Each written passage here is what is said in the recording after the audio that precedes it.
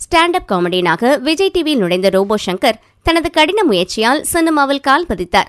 இவரைப் போலவே இவரது மகள் இந்திரஜாவும் பிகில் படத்தில் பாண்டியம்மா என்கிற கேரக்டரில் நடித்தார். அதன் பிறகு விருமன் படத்தில் கலக்கியவர் நிறைய படங்களில் நடிப்பார் என்று நினைத்த ரசிகர்களுக்கு ஏமாற்றமே. ரோபோ சங்கர் தன் மகளை மனைவியின் தம்பியான கார்த்திக்கு கடந்த மாதம் 24ஆம் தேதி பிரம்மாண்டமாக திருமணம் செய்து வைத்தார். பல திரைப்பிரபலங்கள் பங்கு பெற்ற இந்த திருமணத்தில் சர்ச்சையான சில விஷயங்கள் நடந்தாலும் திருமணத்தை ரோபோ சங்கர் இனிதே நடத்தினார்.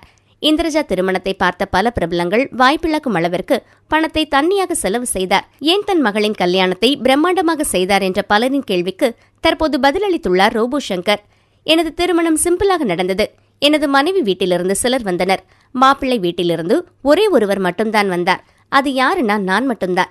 எங்களின் திருமணம் எளிமையாக வடபழனியில் நடந்தது.